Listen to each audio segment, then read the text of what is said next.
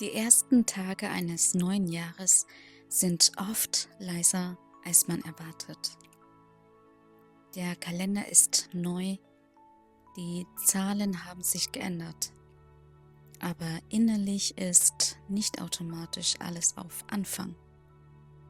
Vielleicht sitzt du gerade da und merkst, dass du gar keine klare Antwort hast auf die Frage, wie es dir geht. Nicht gut, nicht schlecht, eher offen oder müde oder irgendwo dazwischen. Und das ist etwas, worüber kaum gesprochen wird.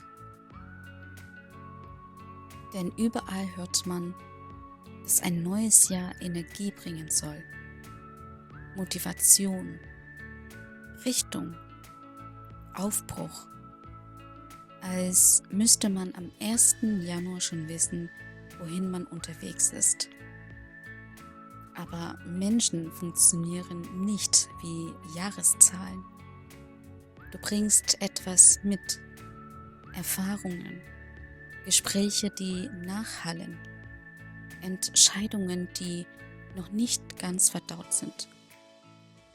Und vielleicht auch Dinge, die du erst jetzt wirklich spürst, weil es endlich stiller geworden ist. Manche Jahre enden nicht mit einem Knall, sondern mit Erschöpfung. Und vielleicht ist das der ehrlichste Ausgangspunkt. Denn bevor du dich fragst, was du erreichen willst oder was sich verändern soll, gibt es eine viel wichtigere Frage. Wie geht es dir gerade wirklich? Nicht die Antwort, die man bei Smalltalk gibt. Nicht die Version, die nach außen stabil klingt, sondern die Antwort, die du dir selbst gibst, wenn niemand zuhört. Vielleicht merkst du, dass du noch gar nicht bereit bist, nach vorne zu schauen. Vielleicht brauchst du erst einen Moment, um überhaupt zu realisieren, was dieses letzte Jahr mit dir gemacht hat. Nicht alles, was dich geprägt hat, war sichtbar. Nicht alles war laut oder eindeutig. Manches war schleichend, ein langsames Müderwerden,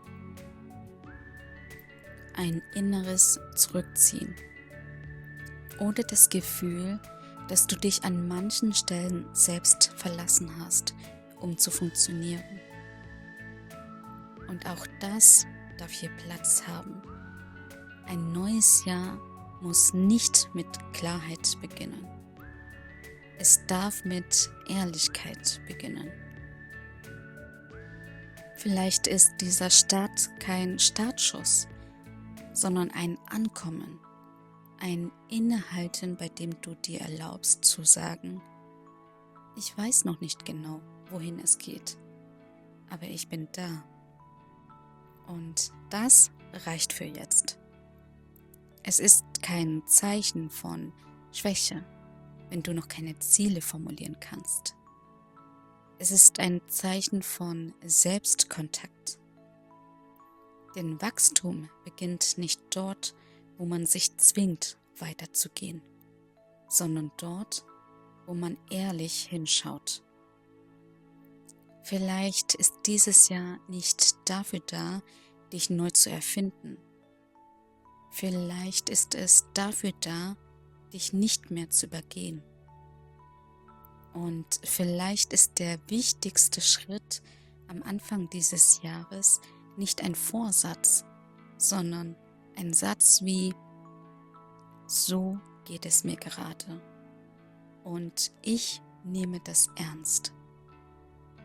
Wenn dein neues Jahr genau hier beginnt, dann beginnt es nicht falsch, dann beginnt es menschlich. Wie fühlt sich dein Start ins neue Jahr an? Was darf erst noch ankommen, bevor du weitergehst?